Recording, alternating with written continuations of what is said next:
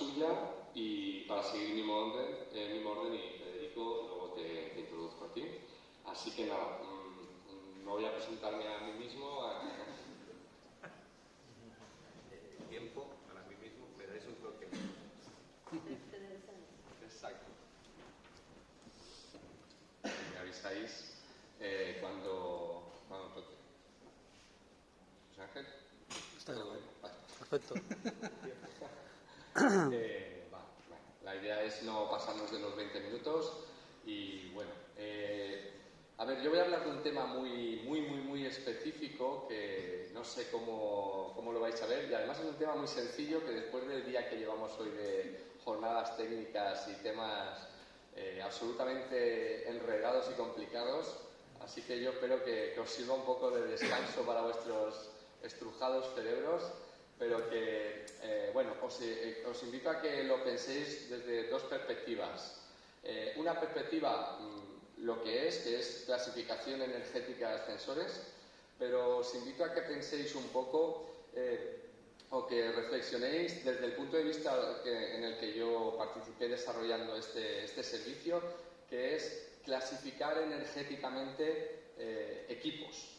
Yo soy Adrián Gómez, soy auditor energético y una de las partes más fundamentales en las que trabajamos como certificado CEM, como auditor energético y gestor energético, es agarrar instalaciones, componentes, equipos, motores y clasificarlos para ver si consumen mucho, consumen poco o si hay una potencial ahorro, ¿no? en un nivel de análisis de detalle.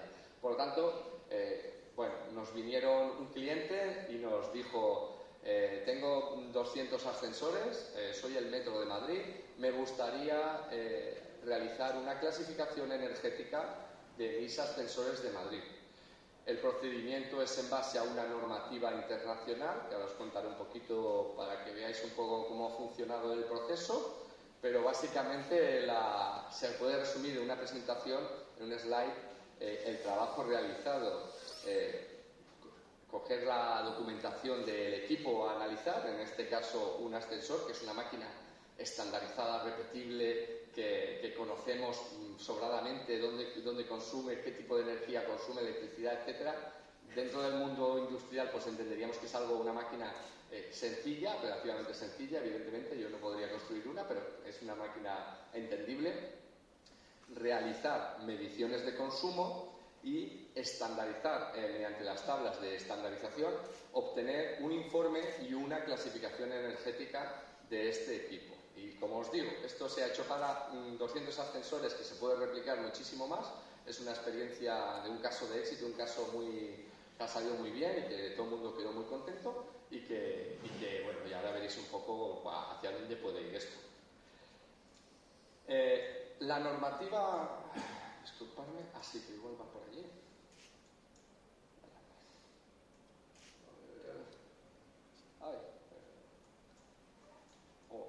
Vale, va con un poco de retraso.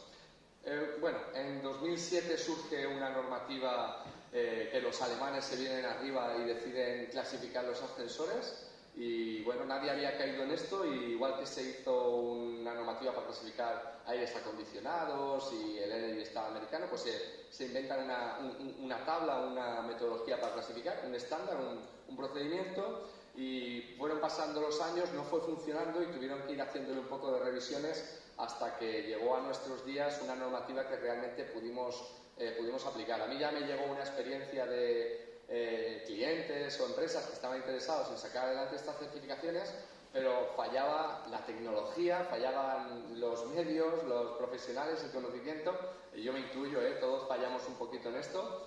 Y hoy en día pues tenemos analizadores de redes que son muy sensibles, no son para grandes industrias, sino que podemos medir en lo pequeñito, de una forma muy ágil y sobre todo muy económica. Entonces, esta barrera la hemos superado con los años y ahora no hay barrera. Es decir, cualquier equipo, cualquier técnico puede ir a cualquier instalación, sea un ascensor, sea un motor o sea una fundición o un pequeño proceso, y hacer una medición y obtener una clasificación energética. Yo lo hago mucho en las auditorías y me gusta clasificar, hacer una tabla de clasificación pues, del aire comprimido, de la climatización, del agua caliente. Y muchas veces me invento yo la tabla o la uso yo con mis propias referencias, pero al cliente le es fácil visualizar una tabla de colores. Son técnicas que yo siempre he ido utilizando para suavizar la digestión de estos datos. 3 ideas, que es la que quiero en esta rápida presentación, que es un proceso sencillo, la de la clasificación de los ascensores, que es una medida de eficiencia energética que tiene beneficio, que aporta ciertos beneficios para la comunidad, para la sociedad, para las instalaciones y los clientes, y que, aunque no tiene mucho impacto de tipo energético, es decir, no ahorras 15% o 20% ni muchos kilovatios hora en un equipo, sí que tiene ese atractivo de que hay muchísimos equipos repetibles, es decir, hay muchísimos ascensores en el mundo y en España, por lo tanto es una medida que casi siempre podremos tener en cuenta en plan, oye, ¿y el ascensor qué tal? ¿No? Dentro de la batería, sobre todo en los edificios, evidentemente. Pues nada, el procedimiento de sacar un certificado es muy sencillo.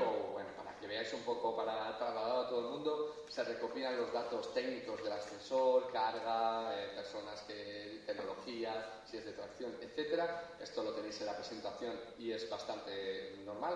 Y lo que sí que inventaron o sacaron los alemanes, que se ha ido trasladando a lo largo de las normativas, es una tabla maestra en el que clasifica el ascensor. Dijeron, vamos a dividir 6 tipos de clases de ascensores, dependiendo del uso, desde el que está en un edificio que no se usa nunca, o en una vivienda residencial particular porque se ha puesto un ascensor, la familia que vive allí, hasta el ascensor que tenemos en el aeropuerto de Barcelona, que no para prácticamente en ningún momento de las 24 horas de hacer viajes.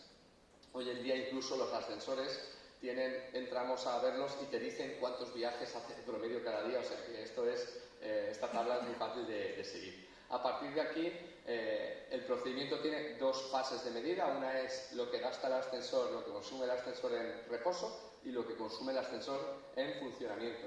Instalamos un analizador de redes y hacemos una serie de pruebas y obtenemos estos datos. Está todo en la norma y hay una guía también de FENERCOM que explica un poquito esto por encima. La verdad es que es bastante sencillo. El procedimiento es hacer 10 ciclos de subida y de bajada y bueno, es bastante sencillo, intuitivo y fácil de aplicar. Es verdad que las normas antiguas no lo explicaban tan claramente y luego sufrió una evolución hasta que hoy en día podemos hacer estas pruebas en una sola visita. El técnico va con el mantenedor, abren el cuadro, instalan el equipo, que pueden tardar media hora, equipos que ya van con batería, que no hay que conectar en ningún sitio, y nos ponemos a hacer viajes en vacío y nada.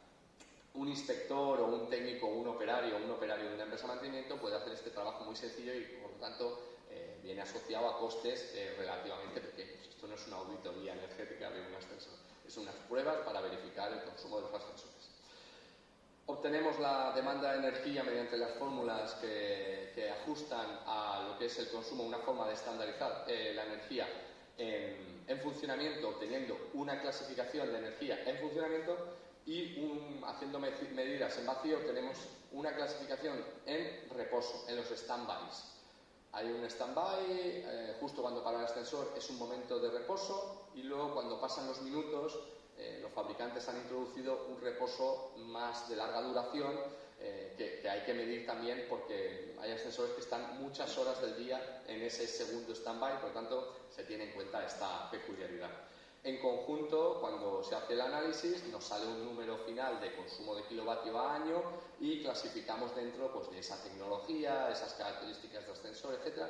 Todo está tabulado en la normativa y, por lo tanto, es un proceso estándar, repetible, que podemos llevar a cualquier parte del planeta y está muy bien, es muy bien. Obtenemos un informe y obtenemos un certificado y la apreciada etiqueta que podemos pegar en el ascensor con visualizando pues, ese trabajo realizado y ese valor de las mediciones. La experiencia en concreto que hemos tenido en Metro, 192 ascensores, Metro Madrid, perdón, que son los que han contratado este servicio en 2021. Mejoras detectadas en stand-by, muchas. Es verdad que las distintas tecnologías, al final en un metro casi todos los ascensores son muy parecidos, 2 paradas, muy poca altura. Madrid no tiene metros como en Barcelona, que van a 60 metros, y tenemos ascensores de grandes recorridos que habría que considerar aparte de un ascensor de poco recorrido a nivel de visualizar o de analizar esos datos.